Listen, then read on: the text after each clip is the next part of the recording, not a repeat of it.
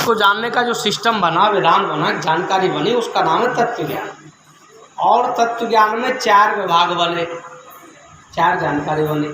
Short में बोले तो 3 सूत्र निकले वे। पहले जब मंथन हुआ कि ज्ञान की खोज किया जाए तो एक सूत्र आया कि वित्तीय ज्ञानात् मुक्ति, बिना ज्ञान के मुक्ति नहीं होगी, बिना ज्ञान के मुक्ति नहीं है, संसार बंधन से छुटकारा नहीं है।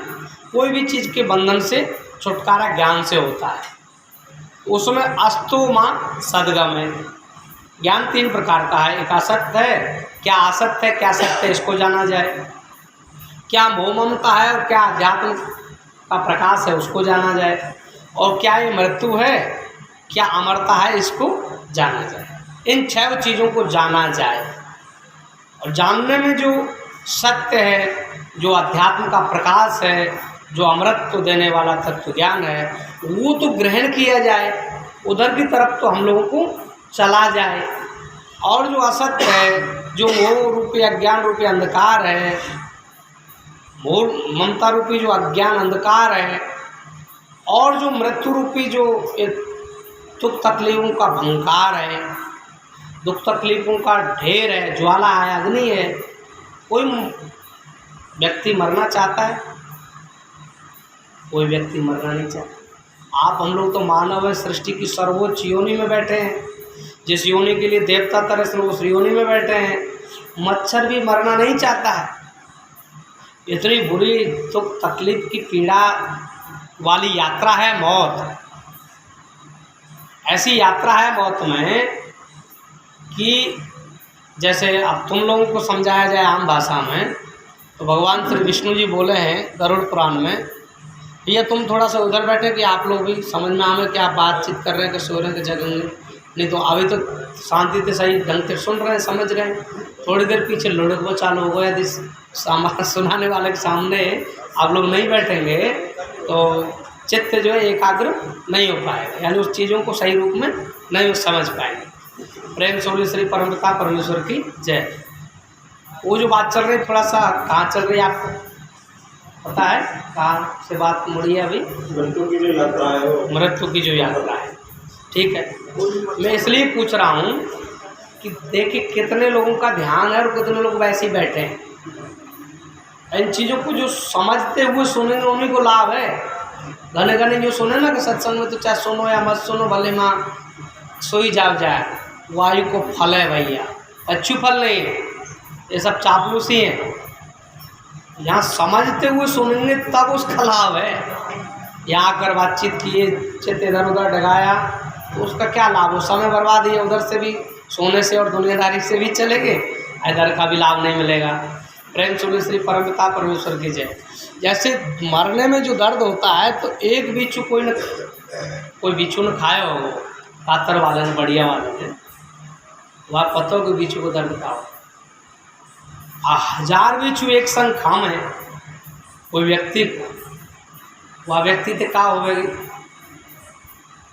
ऐसी स्थिति में कोई जाना चाहेगा? अपनी इच्छा से कोई नहीं जाना चाहेगा। लेकिन यदि बिच्छू जहाँ हो और वहीं तुम जा रहे हो तो आप नहीं चाह रहे होंगे तब भी वो बिच्छू तो खाएंगे ना। तो मृत्यु से बचने का जो उपाय है वो है सत्य धारा, तत्व ज्ञान। यदि आप तत्व ज्ञान की तरफ नहीं बढ़े, सत्य ज्ञान की तरफ नहीं बढ़े, तो फिर जितने बिच्छू पड़े बेते ही जा रहे हैं समझो आप। और वह बिच्छू की जो रहा है वो रहा है मृत्यु। एक मृत्यु में जो है 10,000 बिच्छू खामे, इतना दर्द होता है। गरुड़ पुराण आप पढ़ लीजिए। अब कितनी बार मरना है? यदि आपने मानव जीवन में आकर के भगवत भक्ति नहीं किया, भगवान का ज्ञान नहीं लिया, सत्य ज्ञान नहीं लिया, परमेश्वर का जानकारी नहीं लिया, और मानव शरीर में आकर के भी हम लोग आहार माने खाए व पीवे पे ध्यान देते रहे, निद्रा जो एक ऊँट भैंस गधा भी कर रहे हैं 4 काम में भाई, खाना पीना ऊँट भैंस गधा भी कर रहे हैं ना, मक्खी मच्छर सुअर सुअरिया भी कर रही हैं ना, वो भी उनका जो भोजन है वो खा रहे हैं, आप भी खा रहे हैं। तो फिर आप में और ऊँट भैंस बकरी में कोई अंतर नहीं है खावे में। तो यदि खावे थे आप श्रेष्ठ कहला रहे हो अपने में, समझदार बन रहे हों कि हम लोग बहुत अच्छे हैं, अच्छा खाते हैं साहब, तो फिर तो आपसे अच्छा तो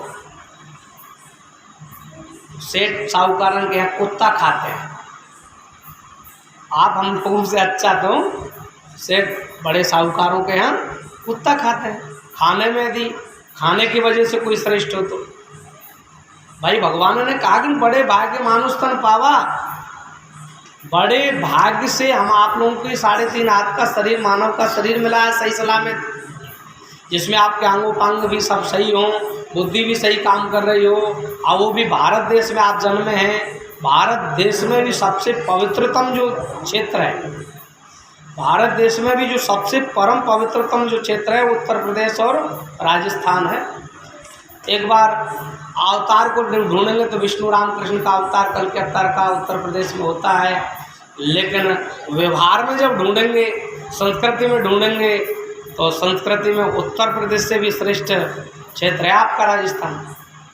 इतनी परम भूमि में हम, पवित्र भूमि में हम लोग जन्मे हों, और वहाँ भी जाकर के हम आप लोग आहार खाओ पीवो, निद्रा सोवो और भय मैथुन बच्चा बच्ची बनावो और सोवो, यही में यदि हम अपने समय को खराब कर देते हैं, पूरे समय को निकाल देते हैं, तो ये कोई समझदारी नहीं हो। क्योंकि मानव शरीर में हम आकर के पहले तो इसी चीज़ को जान सकते हैं कि हमें क्या खाना चाहिए, क्या नहीं खाना चाहिए। ऊँट भैंस की गधा की तरह से जो कुछ हाथ पड़े हुआ ये हलक में पटक रहे हैं, तो आप में और पशु में कोई अंतर नहीं है। भगवान विष्णु जी ने कहा जो ज्ञानवान मानवा, ज्ञान से जो युक्त है वो तो मानव है, और जो ज्ञान से रहित है, ज्ञान विहीन पशु स्मृता। ज्ञान से रहित जो व्यक्ति है, चाहे जो कोई भी है, वो मंत्री है, तंत्री है, संतरी है, शिक्षक है, अनपढ़ है, चाहे जो भी है, जिसको ये नहीं पता कि मानव को क्या खाना चाहिए, क्या नहीं खाना चाहिए, और जो मानव को नहीं खाना चाहिए उन वस्तुओं को जो खा रहा है, अनपढ़ पढ़ा लिखा, चाहे हिंदू मुसलमान जो कोई भी हो, मानव तो मानव है। जो नहीं खाने योग्य आदेश है, जिसने ये सृष्टि बनाई और उसने जो इस सृष्टि में जो आदेश दिए, भाई परमात्मा की वाणी के अनुसार चलेंगे तो वो सत्य के संग के अनुसार चलना कहलाएगा, और आप हम लोग अपने अनुसार चलेंगे तो यह सत्य और झूठ, अज्ञान, अहंकार, अभिमान के अनुसार संग चलना कहलाएगा। तो परमेश्वर ने जैसे एक मोबाइल बनाते हैं, तो मोबाइल जो बनाने वाला वैज्ञानिक है, उस बनाने वाला उस मोबाइल के साथ में किताब निकालता है, किताब निकालता है, और उस किताब को विशेष रूप से समझा करके कुछ इंजीनियर पैदा करता है, उनको समाज में छोड़ता है। कि सीधे कोई किताब से नहीं समझ पा रहा है, वो इस मोबाइल का लाभ जो इंजीनियर के पास में डॉक्टर मतलब जो है मिस्त्री के पास में जाकर इसे मशीन जब बिगड़ती है, तो जो मशीन यूज ले रहा हो, जो मोबाइल यूज ले रहा हो, वो वहाँ जाकर उसको सही करवा लिया जाए, उससे जानकारी दे दिया जाए। इसलिए वो इंजीनियर भी पैदा करता है। और जो व्यक्ति मोबाइल तो ले ले और मोबाइल अपने अनुसार चला के नहीं है और वह खराब कर दे, वह तो कोई समझदार के जिस उद्देश्य से मोबाइल नहीं, उस उद्देश्य से उसका काम करना चाहिए ना। मोबाइल का उद्देश्य समाज का कल्याण, समाज से अच्छी बातें, अच्छी बातों को फैलाना है, ना कि इससे गंदी बातें फैलाना और गंदी बातें मतलब देखना, चाहे जो कुछ करना। ठीक इसी प्रकार से हम आप लोगों के जो हैंड सेट है, ये मानव का शरीर, चाहे 84 लाख प्रकार की आकृति जो है, मशीन ही तो है। या शरीर के अलग 83,99,999 आकृति है, जिनमें आप जीव को रहना है। ये कोई आपकी जितनी जो कोई उम्र है, उतनी उम्र तो आपके शरीर की है ना, ये आपके जीव की ये उम्र नहीं है जो आप अपने मूड में लेकर बैठे होंगे मैं इतने दिनान को है वो। तो ये मैं इतने दिनान का है तो मैं नहीं है, आप लोगों ने मैं को तो जाना नहीं कि जो मैं बोल रहा हूँ ये कौन है, कहाँ से आयो, क्यों आयो, कहाँ जाओ, कहाँ से आओ, इस मैं को तो जाना नहीं। आपने अपने में को जान लिया शरीर, आपने अपना में क्या मान लिया, शरीर अपना मैं मान लिया कि मैं शरीर हूँ, लेकिन आप शरीर नहीं है। मैं शरीर नहीं हूँ, शरीर मेरा है। मैं शरीर नहीं हूँ, शरीर मेरा। जैसे मेरी मोबाइल है, तो ठीक इसी प्रकार से भगवान ने ये 84 लाख प्रकार की जो आकृति बनाई इस सृष्टि में, और इस सृष्टि बनाई, सृष्टि में आकृति रूपी शरीर रूपी मोबाइल बनाए, आयन में सिम और मेमोरी कार्ड भरी, जीव और आत्मा भरे, या मोबाइल में या शरीर में जीव और आत्मा भरे, और वहाँ से नेटवर्किंग के द्वारा और अपने इंजीनियर भेजे, बीच बीच में संत महात्मा भेजे, और इन मोबाइलों के साथ वेद भेजे, किताब भेजी। इस मोबाइलों को समझने के लिए, संसार शरीर परिवार जीव ईश्वर परमेश्वर सब कुछ को समझने के लिए क्या दिए? वेद दिए।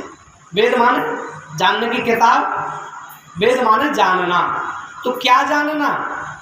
कि हमको संसार और शरीर के बीच में, इस शरीर में बैठकर इन आँखों से जो दुनिया दिख रही है, या को लाभ कैसे लें।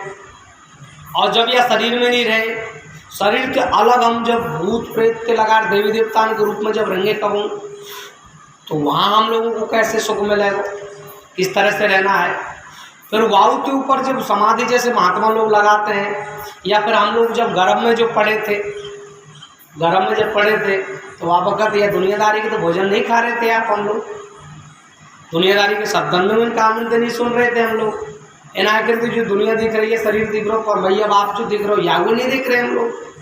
लेकिन देख जरूर रही है, सुन जरूर रही है, स्पर्श जरूर कर रहे थे कुछ चीज़ को, और चख भी रहे थे, कुछ खा पी रहे भी थे, और जिससे हम लोग जीवित थे।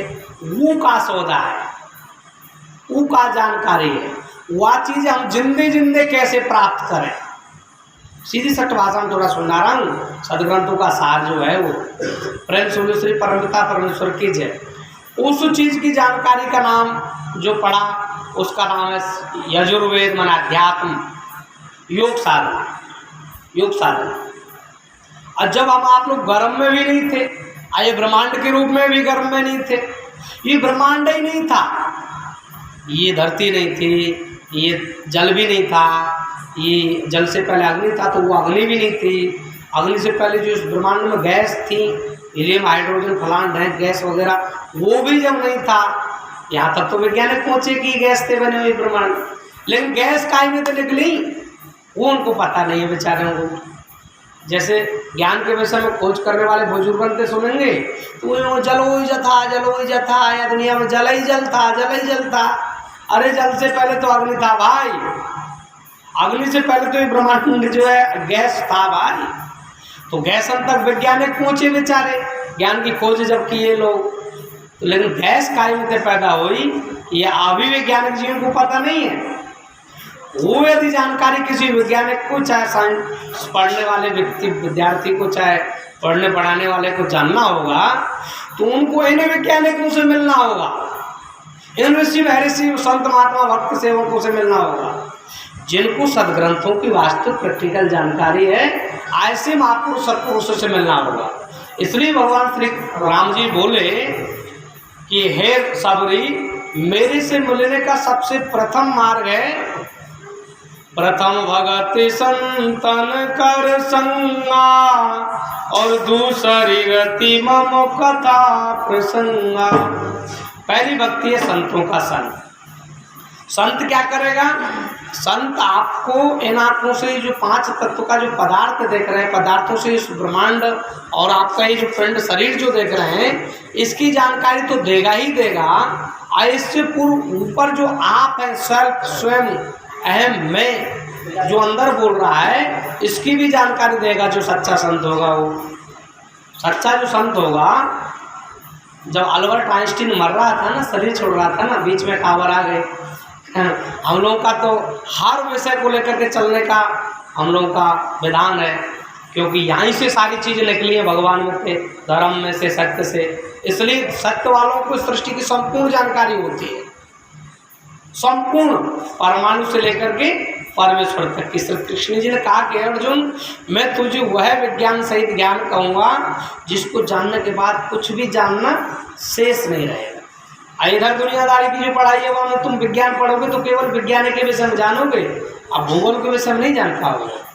आप भूगोल पढ़ोगे तो केवल भूगोल के विषय में जानोगे, आप हिंदी के विषय में नहीं जान पाओगे। हिंदी पढ़ोगे तो आप अंग्रेजी के विषय में नहीं जान पाओगे। लेकिन भगवान वाला जो जानकारी है, भगवान को जो जान लेगा वो पढ़ा हो अनपढ़ हो जो हो, वो जो बोलेगा वो सब भाषाओं में मिलेगा। मीरा कोई पढ़ी नहीं थी, सबरी कोई पढ़ा नहीं, सबरी कोई पढ़ी नहीं थी, सुखदेव कोई पढ़े नहीं थे, मोहम्मद, यीशु, ध्रुव, प्रहलाद, ये दुनियादारी का कचड़ा जो यहाँ वक्त पढ़ाया जा रहा है ज्ञान को इन स्कूल कॉलेजों में, कचड़ा है कचड़ा। वहाँ स्कूलों में विद्या नहीं पढ़ाई जा रही है। आज दुनिया में जो आपाधापी जो मच रही है ना, ये जो विप्लव जो छा रहा हो ना, इस विप्लव छाने के सबसे पहले यदि कोई जिम्मेदारी है तो शिक्षक और शिक्षार्थी और शिक्षक विभाग की है। शिक्षा विभाग, शिक्षा में विद्या नहीं पढ़ाई जा रही, बालकों को यही पढ़ाया जा रहा है कि कैसे भी तरह से नौकरी मिले और रुपया कमाए, कैसे भी प्रकार से मानव हम बने, मानवता को हम निभावें, धर्म को हम जाने, सत्य पर चलें, ईमान पर रहें। धर्म के जैसे पुरुष का अर्थ जब पढ़ाया जाता था स्कूल कॉलेजों में, विद्यालय गुरुकुलों में, तो वहाँ पढ़ाया जाता था कि भैया मानव जीवन का सार है सत्य बोलो, सत्यम वद, सत्य समान कोई धर्म नहीं है, सत्य बोलो और धर्म पर रहो चलो। ये विद्या का वेश था, विद्या का आधार था, विद्या की नींव थी, मानव की नींव थी। कूट कूट करके बालक को ये समझाया दिखाया समझाया जाता था कि सत्य बोलने के क्या फल है, सत्य बोलने पर कितनी कष्ट आएगा, लेकिन उस कष्ट का फल क्या है। आपके जीवन में सबसे पहले धर्म पढ़ाया जावे, धर्म की नींव भरी जावे और धर्म के मुताबिक आपको बताया जाता था कि उससे अपनी कामनाओं की पूर्ति करनी है और आपको जीते जी मुक्ति अमरता को प्राप्त करना है। मैं निवेदन करूँगा कोई बीड़ी भैया जो पी रहे हैं वो थोड़ा दूर जाकर के पिएगा, इधर उधर कहीं मुझे बात से आई थोड़ी सी। प्रेम सोली श्री परमपिता परमेश्वर की जय। कहीं दूर कोई होंगे तो प्रेम सोली श्री परमपिता परमेश्वर की जय। आनंद कंद लीलाधारी मनोन भगवान की जय। तो इसलिए जब खोज करेंगे तो जब इस सृष्टि में गैस भी नहीं थी तो साउंड एंड लाइट केवल शक्ति थी, जड़ शक्ति थी। वो शक्ति जब नहीं थी तो क्या था, तो पता पड़ेगा कि पेवर चेतन ज्योति थी, पेवर चेतन था इस सृष्टि में। वो चेतन भी नहीं थे, हम आप लोग चेतन भी नहीं था इस ब्रह्मांड में सृष्टि में। तब क्या था, तो मूल प्रकृति थी शब्द रूप में। तो मैं बंद कर नहीं ये, और वो भी जब नहीं था तब मूल प्रकृति भी जब नहीं थी, आदि शक्ति भी जब इस सृष्टि में नहीं थी, तब क्या था, तो संपूर्ण ग्रंथ और संपूर्ण मतलब संत आज संपूर्ण धरती की वाणी एक ही बोलेगी कि एक में ओनली वन गॉड, एक वचन था, एक शब्द था, एक अक्षर स्वरूप, एक अस्तित्व था जिसका नाम भगवान है, अल्लाह ताला है, गॉड फादर है, कादर मुतलक है, अकाल पुरुष है, जहाँ ना कोई काल था, ना कोई समय था, और ना कोई देश विभाजन था, ना कोई मृत्यु थी और ना कोई जन्म था। वो सच्चिदानंद घन परम ब्रह्म परमेश्वर एक रस सच्चिदानंद रूप सदानंद था, सदा आनंद में स्थिति वाली एक वचन था, एक शब्द था। उसने संकल्प किया उस परमेश्वर ने, उस शब्द ने, चूंकि सृष्टि तो कुछ थी नहीं, शब्द ही शब्द था, तो उस परमेश्वर वाले शब्द में से एक शब्द छिटक करके अलग हुआ उन्हीं की संकल्प से, उन्हीं के अंग में से उन्होंने अपना एक शब्द अलग छिटका दिया। उसी का नाम शिव शक्ति कहलाया, आदि शक्ति कहलाया। आदि शक्ति शिव शक्ति दो भागों में विभाजित हुआ, आदि शक्ति शिव शक्ति दो भागों में विभाजित हुआ। शक्ति ने जो है आकाश को, वायु को, अग्नि को, जल को और धरती को, और धरती पर इन 84 लाख प्रकार की आकृतियों को क्रिएट कर दिया, बना दिया। और जो शिव था, वो शिव परमेश्वर से जो प्रकट हुआ, पैदा हुआ सृष्टि के पूर्व में, आदि में, प्रारंभ में, पहल तो वो शिव जो है एक शब्द रूप में था, अहम रूप में था, ज्योति रूप में था। वो जो है शरीरों में एक ओम बहुश्यामी, वो एक ही अहम जो है, ये जितनी जो आकृति बनी थी ब्रह्मांड में, उन आकृतियों में प्रवेश कर गया, एक से बहुरूप हो गया, क्योंकि परमेश्वर की तरफ से उसको यही काम मिला था। शिव शक्ति को, आदि शक्ति, आत्म शक्ति, ब्रह्म शक्ति को। तो आत्मशक्ति एक रूप से होकर के बहुत रूप हो गई, बहुत रूप हो भी सक गई, लेकिन रूप उसका एक ही रहा। रूपों में विभक्त हो गई अनेकों में, लेकिन उसका मौलिक जो रूप है वो एक ही है। शब्द रूप में एक। क्या? कोई भी लड़की जो अपने को मैं ही बोलेगी, कोई भी लड़का अपने को क्या बोलेगा? मैं ही बोलेगा। शरीर में भी जाकर के वो जो सृष्टि के पूर्व में जो मैं था वो यहाँ भी मैं ही बन करके रह गया। शरीर के रूप जरूर बदल गए, शरीर के नाम जरूर बदल गए, लेकिन आप हम लोगों के अंदर जो मैं बोल रहा है वो एक ही रहा। अब भी सबका मैं एक ही है, सबके अंदर मैं एक ही काम कर रहा है। अब उसको रोकने के लिए दूसरी शक्ति आई है। सृष्टि का विवरण तो बाद में आपके समझ में आएगा।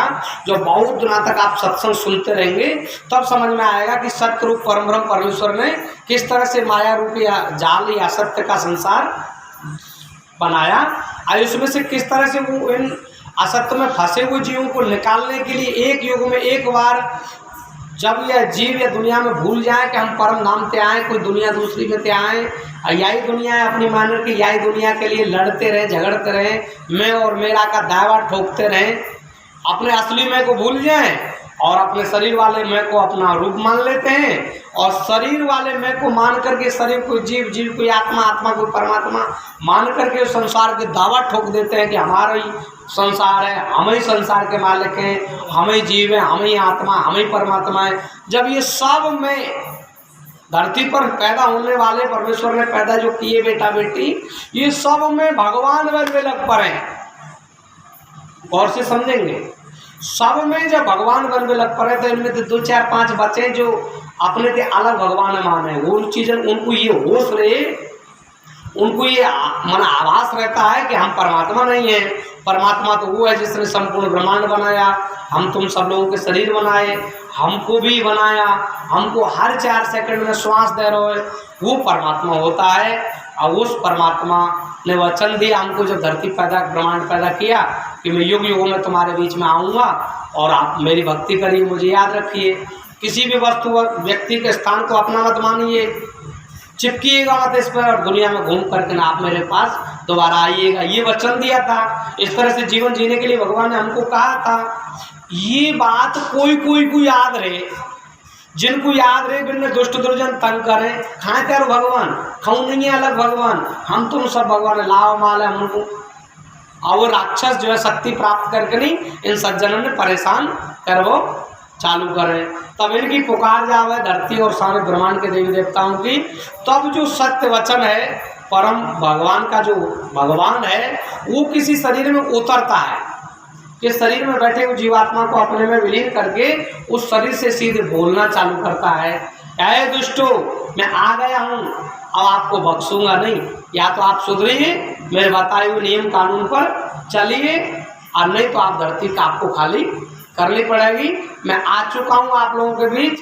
यदि सद्भाव प्रेम पूर्वक मेरे सत्संग को सुनकर इन बातों में कोई प्रश्न शंका समाधान हो तो उनका समाधान करके मुझे जान लीजिए कि वही हूँ कि नहीं जिसने ये ब्रह्मांड पैदा किया है, मैं वही हूँ कि नहीं जो इस सृष्टि को अब विश्वास देकर चला रहा हूँ, मैं वही हूँ कि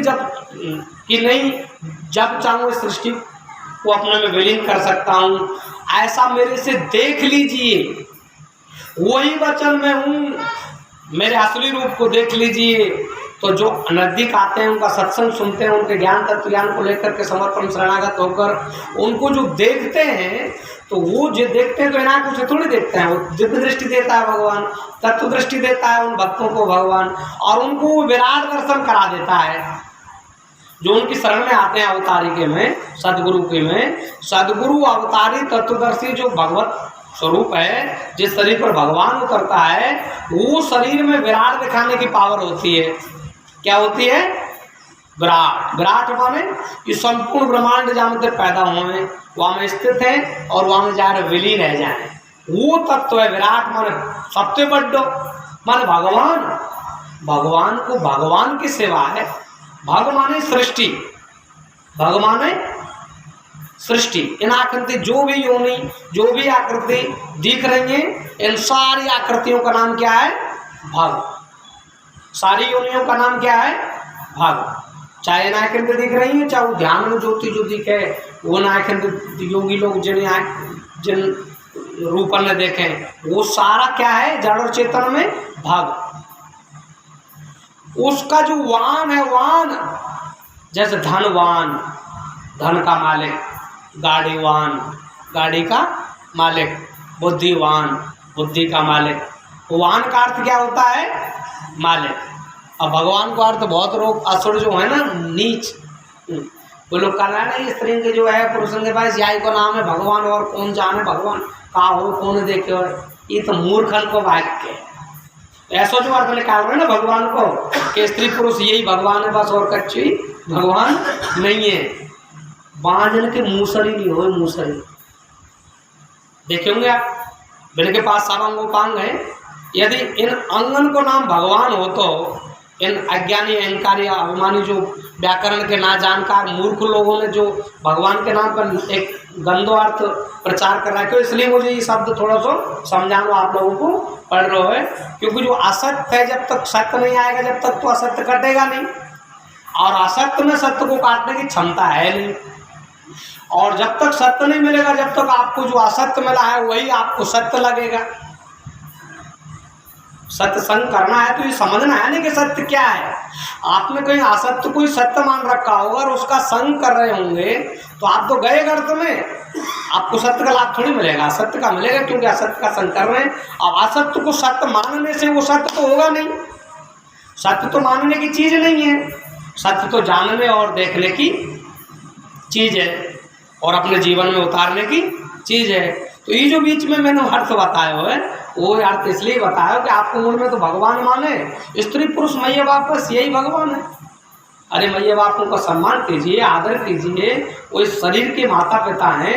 या शरीर में जो बैठे हो वो जीवात्मा के माता पिता नहीं है, कोई धरती का माता पिता। अंदर जो बोल रहे हो वहाँ को माता पिता नहीं है, कोई धरती का माता पिता, देवी देवता चाहे वैज्ञानिक, वहाँ को माता पिता तो सीध एक में एक है। ताकि तुम हम सब लोग मिलकर आरती करें ना, ओम जय जगदीश हरे, स्वामी जय जगदीश हरे, तो वह परम पिता को नाम है भगवान।